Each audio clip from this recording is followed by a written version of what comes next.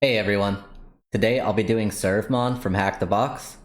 This was a 20-point easy Windows box created by DM Wong. We start this box off with our nmap scan and find that we can connect to FTP anonymously. Once we connect, we get some notes from Nadine and Nathan. We also see that there are two web servers running. One of them gives us a 403, but the other is vulnerable to directory traversal. And in one of the files that we get from FTP, we read about a passwords.txt file that we're able to get with this directory traversal vulnerability. And we have a list of passwords. So we test them against Nathan and Nadine, and we're able to log in with SSH as Nadine with one of the passwords. And once we're on the box as Nadine, we port forward the service that was giving us a 403 back to our box. And we use searchsploit to discover that it is also subject to a vulnerability where we just go grab the password out of the .ini file for the service, and that allows us to log in. And from there, we can create a scheduled script that runs as system, so we're able to get a reverse shell as nt authority system. So let's go ahead and get started. Okay, we start this box off with nmap, sv, sc, oa. Put it in the nmap directory. ServMon 10.10.10 184 is the IP address. I've already run this, so let's take a look at the command.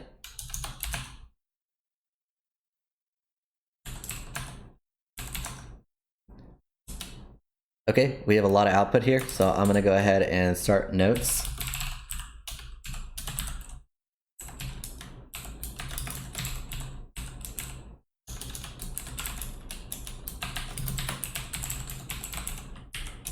Okay, and we have the IP address 10.10.10 184 and enumeration. We're gonna have some ports.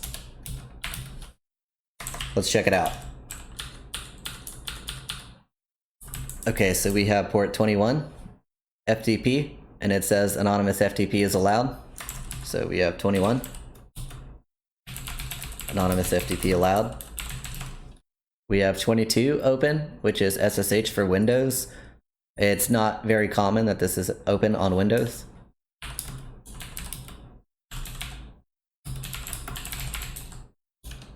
We have 80, which looks to be just an HTTP server. And it looks like there is a login page. We have RPC, NetBIOS, and SMB. So we're gonna go ahead and note port 80. HTTP, there's a login page, 135, 139. I like to bundle these together just because they're commonly used.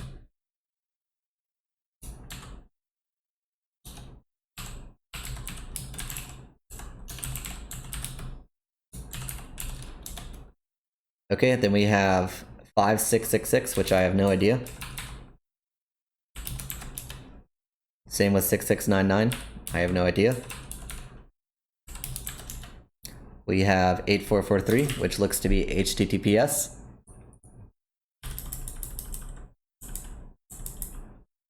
And the title is nsclient. So we have 8443.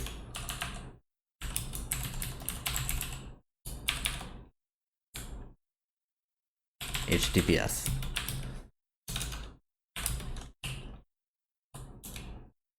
Okay, so let's take a look at FTP.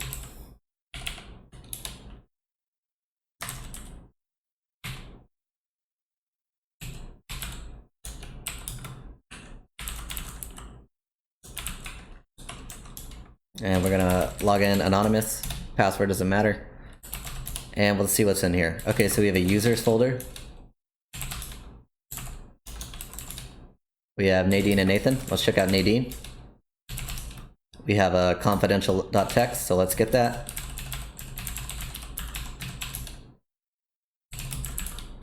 And then let's go into Nathan. And we see we have notes to do, so let's go ahead and grab that. Put it in quotes because spaces. Okay, and I think that's it. So we're done with FTP.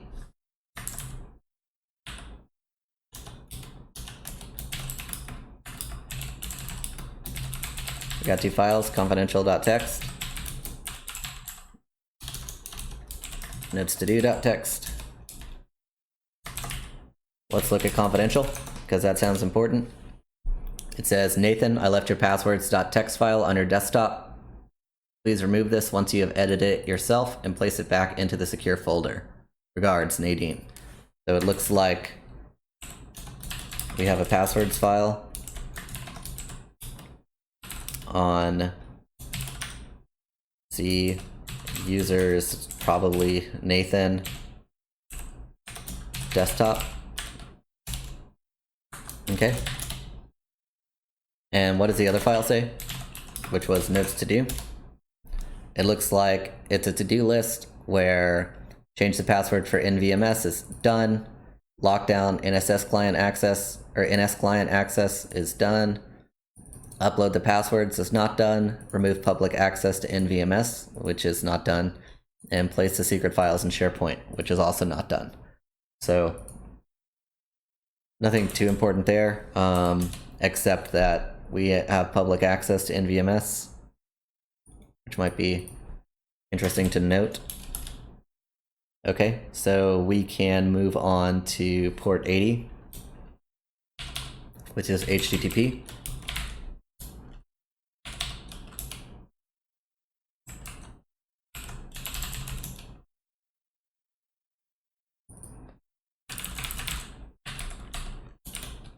Port 80, don't have to specify it because it's default. And we see NVMS 1000. So we can try admin password with a capital P, and we're not really getting anything. We could probably try NVMS, and we don't get anything.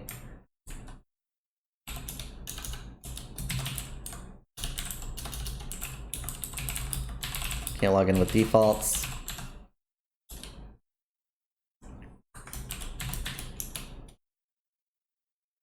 So whenever you come across something like this, we could check the public database with searchsploit, which is just exploit-db's search tool.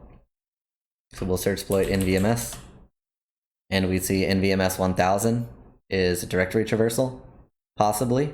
So let's go ahead and look at this. There's also a Python script, which we can look at in a sec. So we can look at it with X, or we can mirror it to our directory with M. And so I'm just going to copy it, and then I'm going to move it from its current file name, which is a bunch of numbers, to NVMS 1000 dir traversal. Okay, so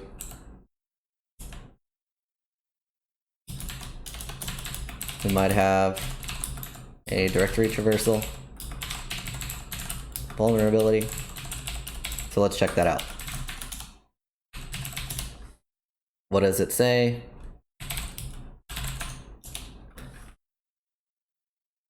Says proof of concept, just get, so just a standard traversal string and then a file.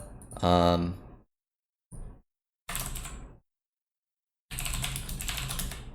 have get, which is just a Perl script, I believe. Yeah, so simple user agent using the LWP library. So we can just call get directly instead of running it through burp. Because I think if we curl this,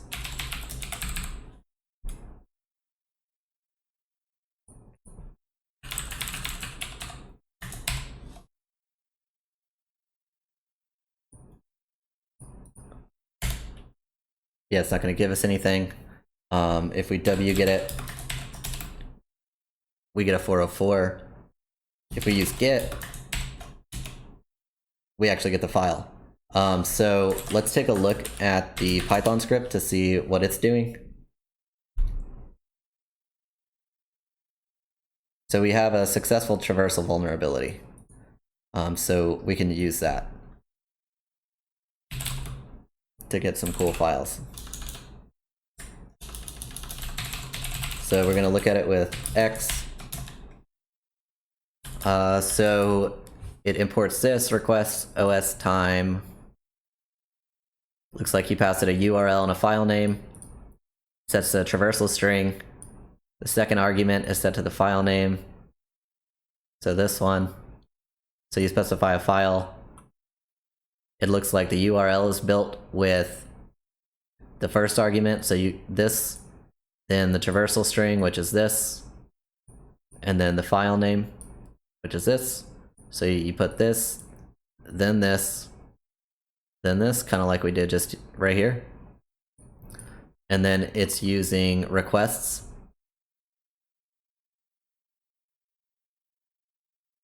And it just gets the URL. And then it says, if that is a 200, print succeeded, sleep, save the output, touch the file name, or the output name, and then write it to the file, and then it's done. And if it doesn't get a 200, then it says it's not vulnerable. So that's pretty much what the Python script does. We can just use git.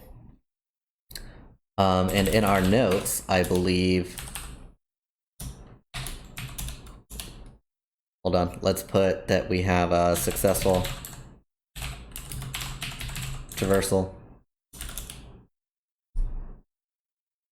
here.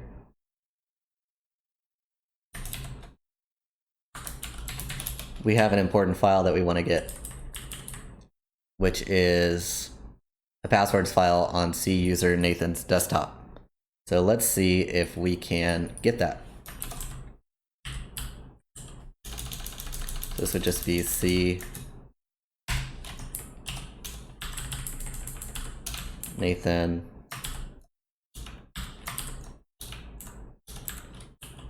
It looks like you don't have to specify C because it's C Windows win.ini.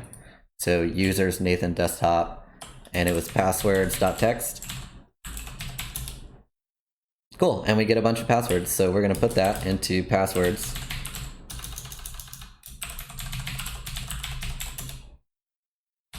Oops. Okay.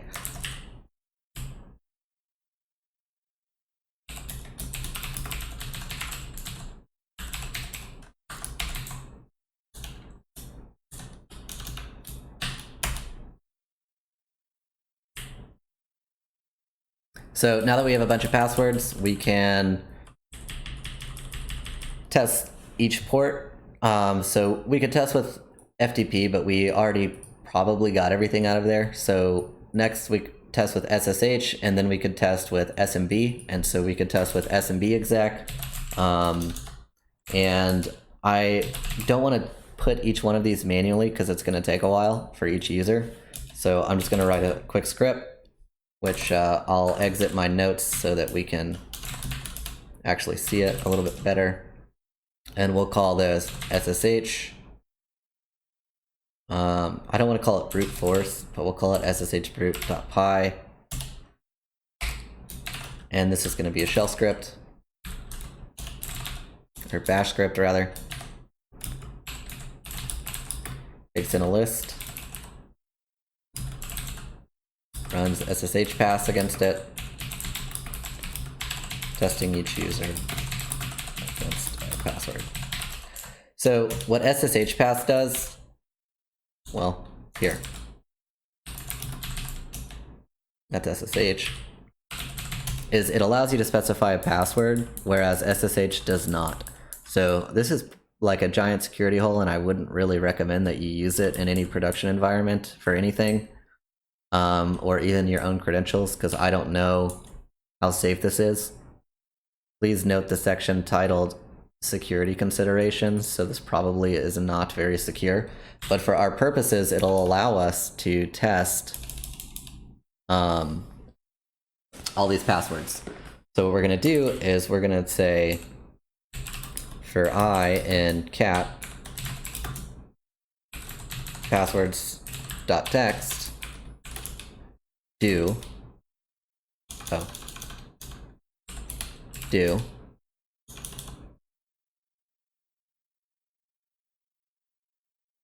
Why is it doing it like that? Do. Okay.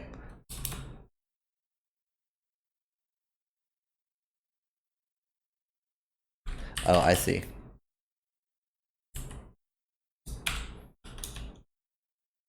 No, I don't see. I called it pi. Okay, so that's not right. This is definitely a shell script. So we'll just move this from sshbrute.py to sshbrute.sh. Ah, there we go. Okay. So for I and cat passwords.txt, do we're gonna try sshpass. And how do you use this? Looks like you just give it a password.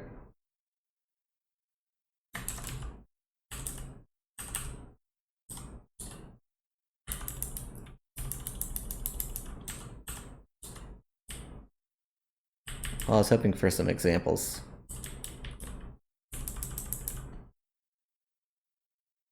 Yeah, okay. So under security considerations, the -p option should be considered the least secure of all SSH options. All system users can see the password in the command line with simple PS. Yeah, so that's horrible. So don't do that.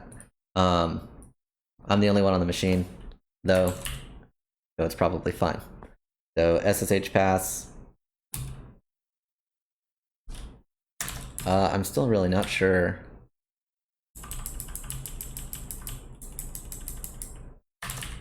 -p. And then we'll specify the password. This.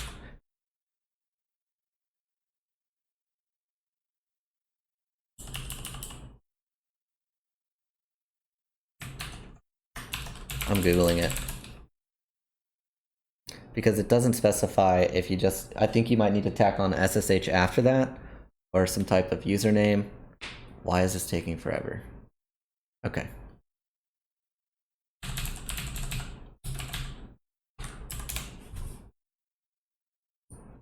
Perfect.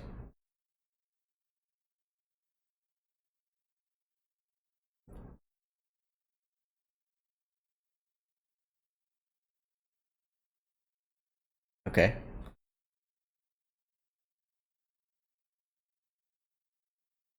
It's finally loaded. That took a minute. Okay. Oh yeah, okay, so you do SSH afterwards. So you just put the password and then SSH. So let's test it out. I'm gonna leave this open in case we need to refer back to it because it took forever to load. So we give it the password and then we will SSH. We have... We'll try Nathan.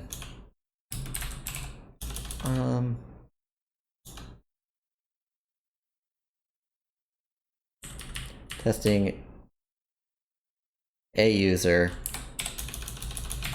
against each password would be a better way to describe this. So we'll SSH pass -p, the password, SSH, and we'll just do Nathan at 10.10.10.184. Call it done. We should probably echo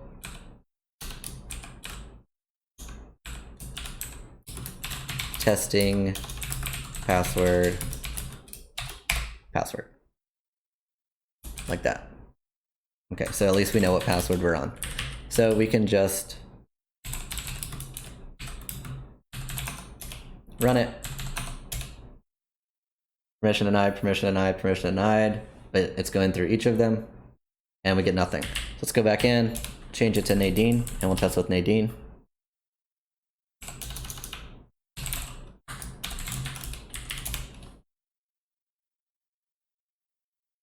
Okay, and it looks like one of the passwords worked. I'm not sure which one.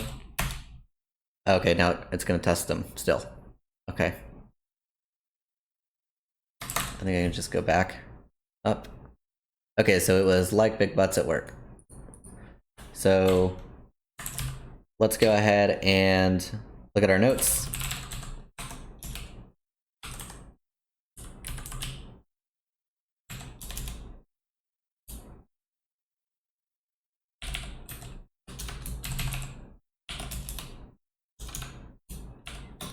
and we'll say used this password to log in as Nadine.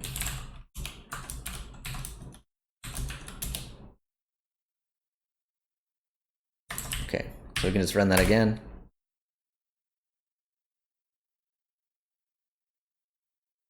Okay, and oh, if we go back into Nadine's directory,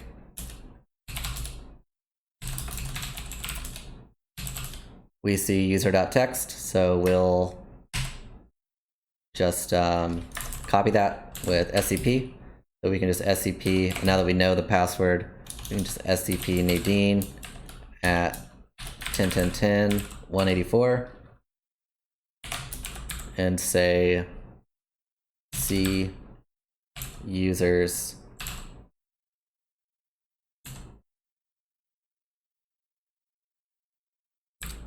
I'm not actually sure if that's going to work because of colon. We'll see. C users Nadine desktop user.txt. Here. We'll do that. And we kind of need password, which was this one. Put it on the clipboard. Okay, so we got user.txt. Okay, so we've got user. In here, we can just do who am I? Who am I groups. We don't really see anything immediately, and we also have a lot of other services to check out. So if we go back and look at our notes, we still have 5666, 669, and 8443. Let's test out 8443 because it's another web service and we already found a vulnerability on one of those. And it's HTTPS.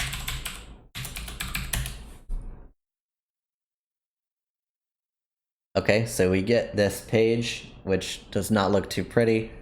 Try F5. Unable to connect. Home, modules, queries, F5,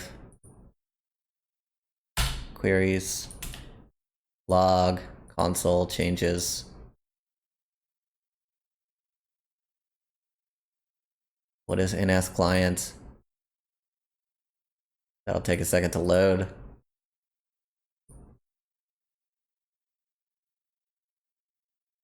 Looks like it's an agent designed to work with Nagios, but has since evolved into a fully fledged monitoring agent, which can be used with numerous monitoring tools, like Nsinga, Namon, OP5, NetEye, OpsView.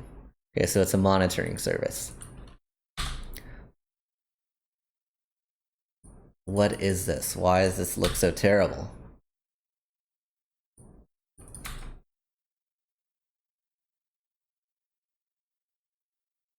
Login. Document not found. Okay, so that kind of worked in a way. So let's keep doing this. All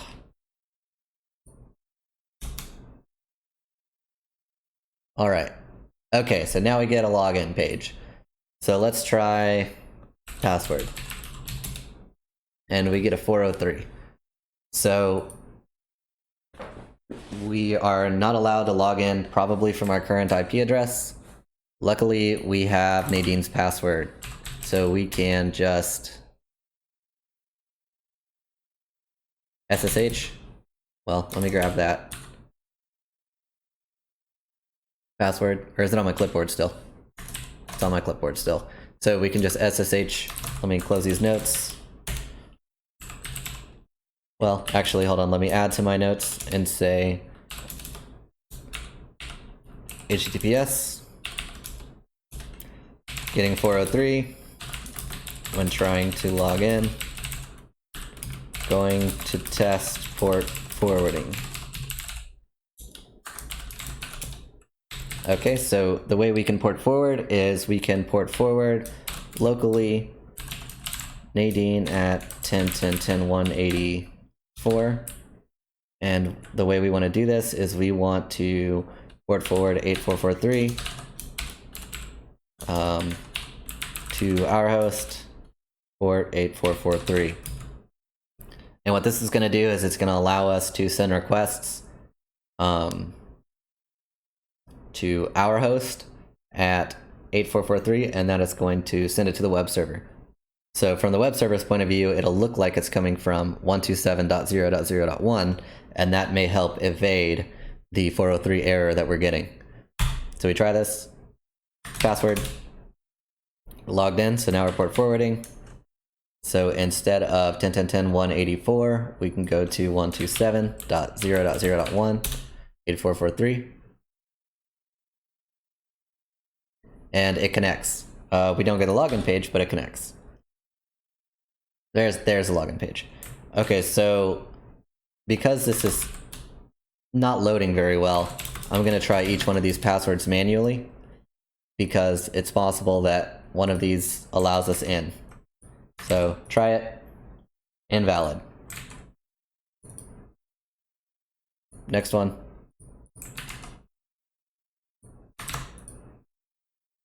Invalid.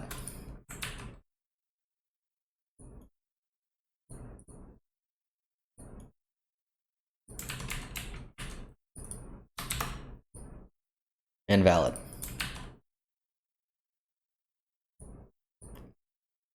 Did I try this one already? See, this is why I wrote the script for SSH, because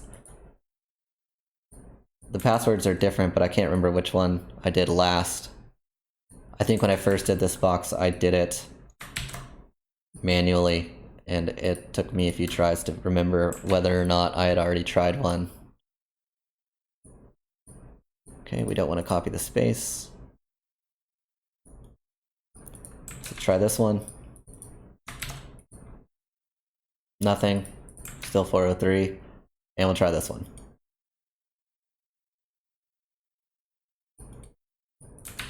Which is 403. Okay, so we don't get anything. We know it's nsclient, and we found an exploit on searchsploit already. So let's try searchsploit nsclient. Okay, and we see that we have an authenticated RCE, which we're not authenticated, and we see a privesc, which is probably also authenticated. But we're authenticated with Nadine, so let's check out what this has to say. We can look at it with searchsploit -x and the name of the exploit. Okay, so it looks like when nsclient is installed with web server enabled, which it is, local low privilege users have the ability to read the web administrator's password in clear text from the config file. Okay, so that sounds like we can do that. So I'm gonna go to my notes, and I'll probably just keep them in this pane. Makes things easier. Searchsploit nsclient shows that when the web server is enabled, he can read the admin password from the config file. Okay, so where is that? The user is able to enable modules to check external scripts and schedule those scripts to run. So doesn't seem to be any restrictions on where the scripts are called from, so the user can create the script anywhere. Since nsclient service runs as local system, these scheduled scripts run as that user, and a low privilege user can gain privilege escalation. A reboot, as far as I can tell, is required to reload and read the changes to the web config. Prerequisites. To successfully exploit this, an attacker must already have local access to a system running nsclient with the web server enabled, using a low privilege user account with the ability to reboot the system. Grab the administrator password. So we want to check to see if we can grab this file. So let's see if we can. Let's just type. And we can. So let's go through here. Let's grab the password. It looks like, just looking from here, external scripts allow arguments set to true. There's some script stuff. Undocumented key, password. This is what we're looking for. So we found the password.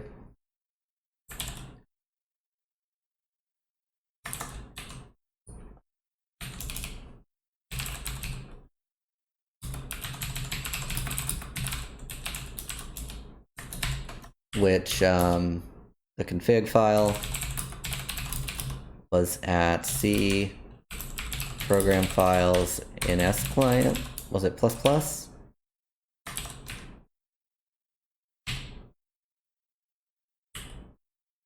Yeah, and then nsclient.ini.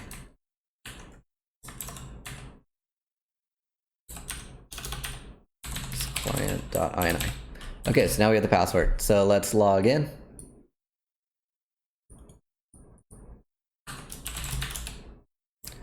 Well, let's read the exploit before we log in. Oops. Okay, this is hard to read. I'm gonna put this up here in case we need the shell, but I'm gonna mainly read this. Okay, so we've done this part. 1, we're done. 2, log in and enable the following modules, including enable at startup and save configuration. Check external scripts and scheduler. So we can actually check to see if those are already enabled. Which, check external scripts is enabled. And what was the other one? Scheduler. See if that's enabled.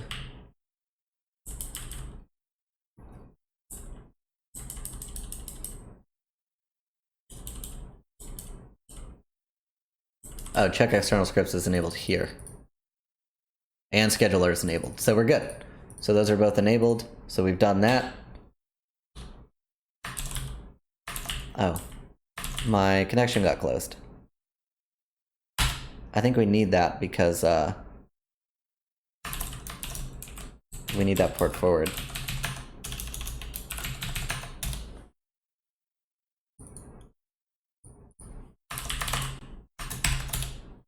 Cool.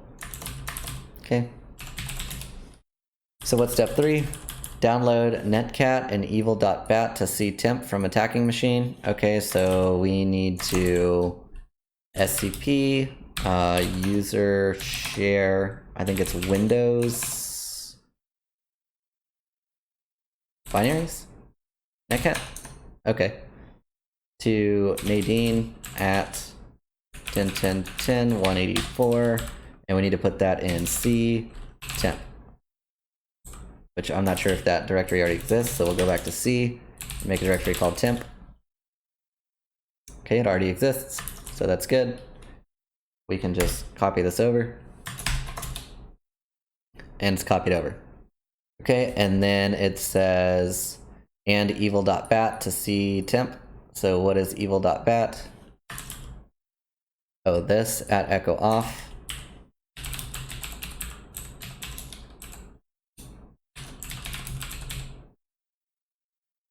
C temp cat.exe, and our IP address, which I believe is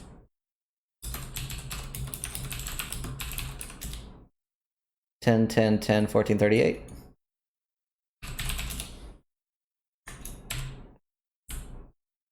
And then the port, which we'll do 443, that's fine. -e cmd.exe. So we have evil.bat. We'll put it there. Oh, I need the password again.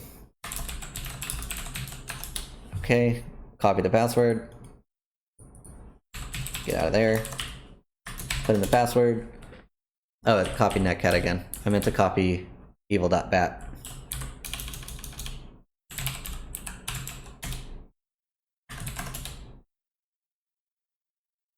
Oh, whoops. Messed up again. Evil.bat is already in our directory. Okay, so now it uploaded evil.bat. It says start a netcat listener. Before we do that, before we just listen for any reason, let's figure out what's happening. Add a script, foobar, to call evil.bat and save the settings. So setting external scripts, add new, foobar, and the command, add schedule D to call script every 1 minute and save settings. So you go to the scheduler, call every 1 minute, restart the computer, and wait for the reverse shell on the attacking machine. So the problem is, I don't think we can restart the computer without resetting it. Because we don't have permissions for that. So the other option is going to be to see if there's an API we can interact with.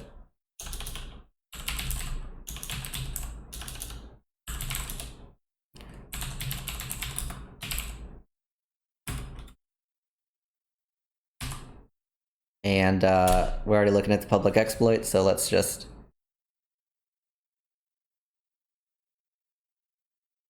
check out the docs for the API. Okay, so that's how to restart the service.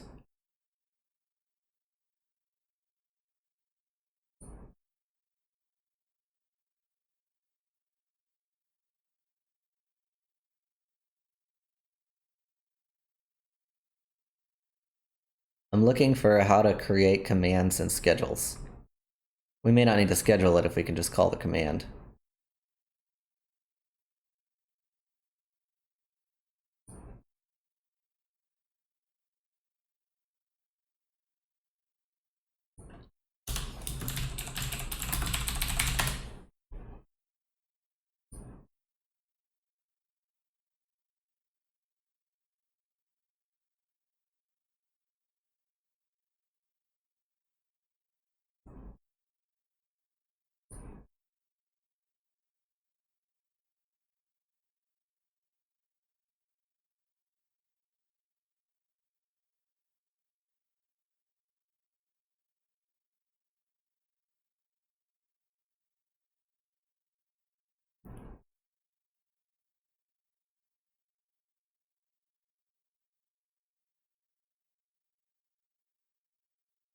Okay, is there a way to interact with this? I mean, there is.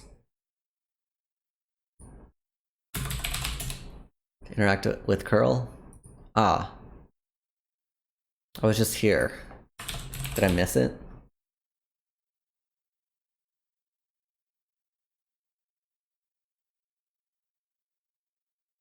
Okay. So it looks like many API methods take optional parameters. For GET requests, any parameters not specified as segment in the path can be passed as an HTTP query. So it looks like this curls localhost, the API, scripts, extension, all true. So maybe this will return all of the scripts that exist. Let's test it out. See if this is working.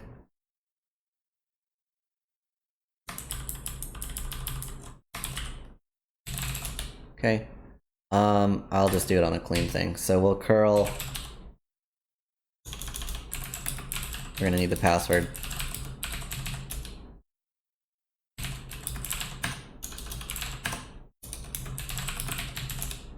Okay. Curl that. Oh, I don't even need to write curl. And the password is this. So, okay, and that returns, looks like all the scripts. Okay, so then, is there a way to create a script?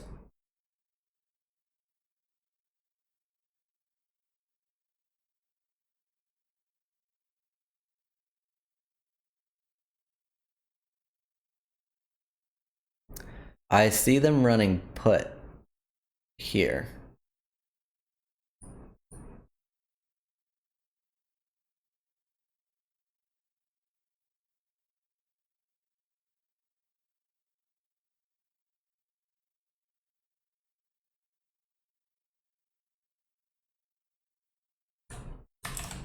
Put.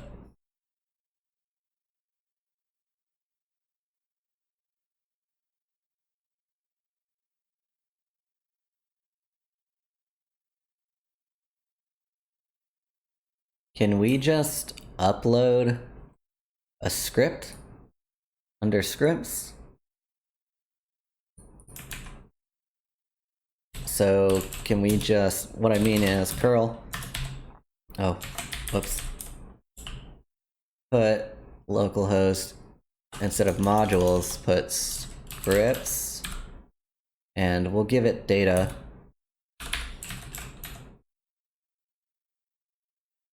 Which is evil.bat, I think. I think that works like that. No, it's not right.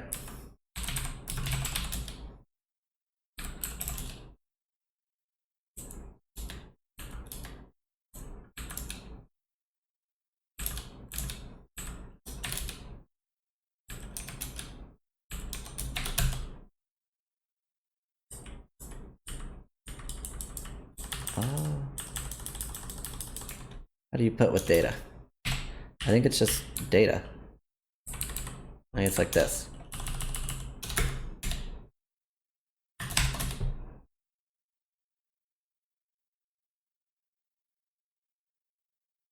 Okay, that's probably gonna take, oh, it didn't take forever to load this time. Curl, put data, file.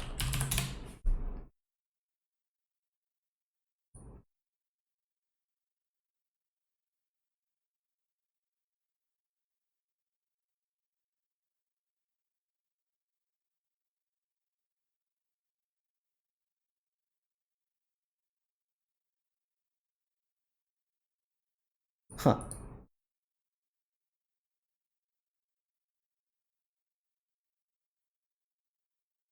So we could use -t, maybe?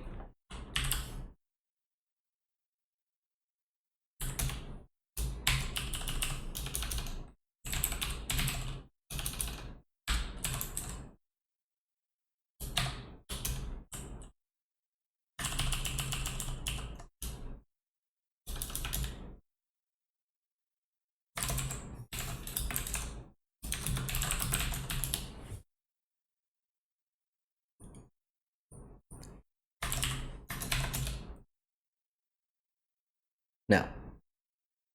No handler found for put evil.bat. Evil.bat's in here, right? Okay. So we need to put file. There's got to be a way to interact with this API and put a script.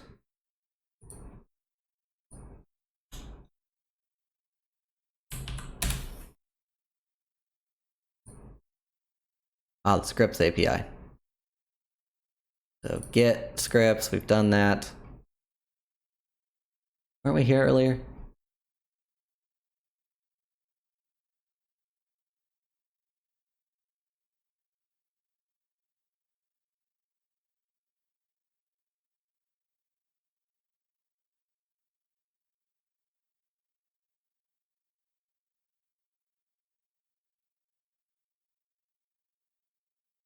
Okay, so we can, here it is, we can upload something as a script. Okay, so here, perfect.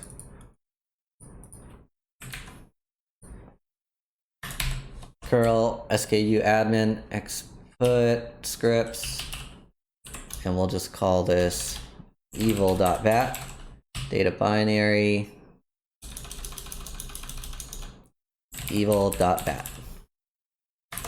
Put this back on my clipboard.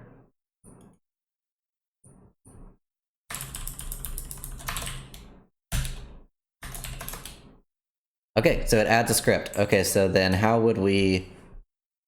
The configuration added to execute the script is check new. That's delete. Queries. Execute query. So in here, it looks like you could just call a GET request to the API v1 queries and the name of your thing. So if we just did API v1 queries, I wonder, would this get us all of the queries? So if we did this, we got rid of the put.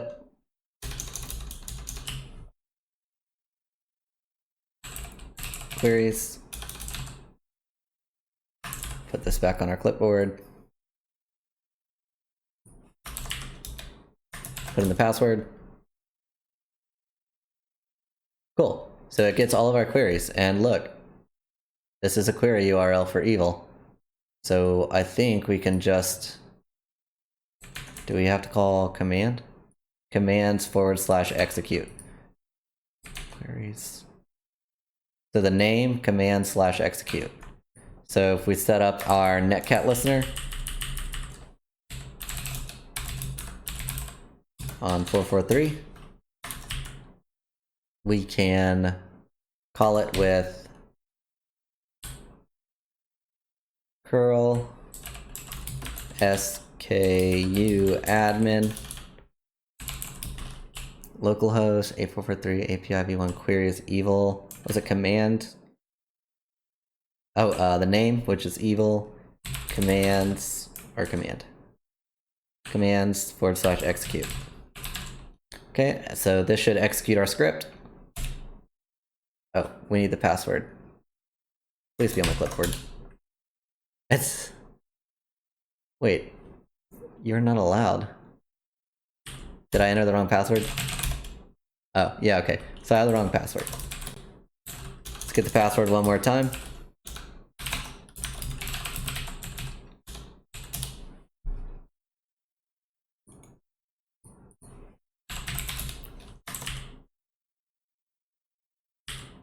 Try this. Password. And look at that, we get a shell. So who am I? NT authority system. So that executed our reverse shell, or it executed our batch file that we uploaded, which ran netcat to connect to our listener as NT authority system.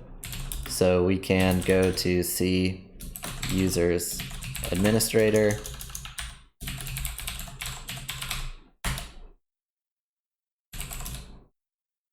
Into the desktop, and we can see root.txt. I'm not going to go through the trouble of copying this back to my box, but there it is. So the reason that I opted in to use the API over the web interface is because I think you have to reboot it for it to show up. Like if we went in here and we tried to even deal with this, which password is still my clipboard, it's just not fun to deal with. It takes forever to load. I think I'm the only one on this box, so it's going a little bit faster. But in external scripts default, if you add a new one and you specified a key, which was evil2, and the value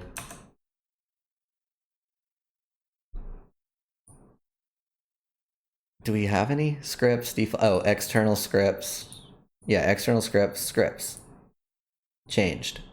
So here, if we added a new one, and this is the name and the key, I'm assuming. Section, key, evil2, or the key and then the value would be C temp evil.bat. That made a change, and if we saved it, does this even add it to our... So if we went and curled the queries, does evil2 show up? So I see evil. That's hard to read. I'm just going to grep for evil2.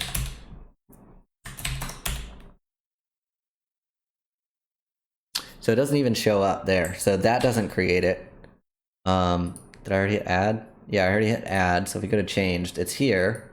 But it doesn't seem to refresh. And when I first did this box, I spent a lot of time in here trying to get it to work. And I just could not. So I had to go with the API. So anyways, that's the box. Thank you guys. I'm gonna go ahead and clean up my notes real quick. And we'll go down here and we'll say privesc exploit in nsclient plus able to schedule a command with curl, which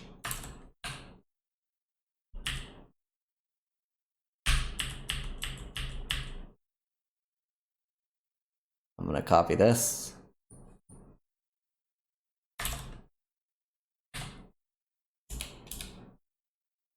Upload evil.bat. Then once we uploaded it, start listener, and then with netcat -lvnp 443. And oh, whoops. The last thing we did was execute it.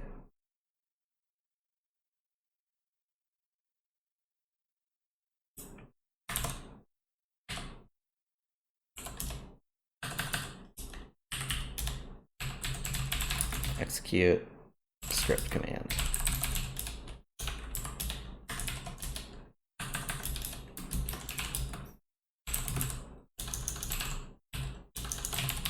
Call back to reverse shell as nt authority system. Okay, that's pretty much the box, guys. Thanks for watching. I'll catch you guys next week.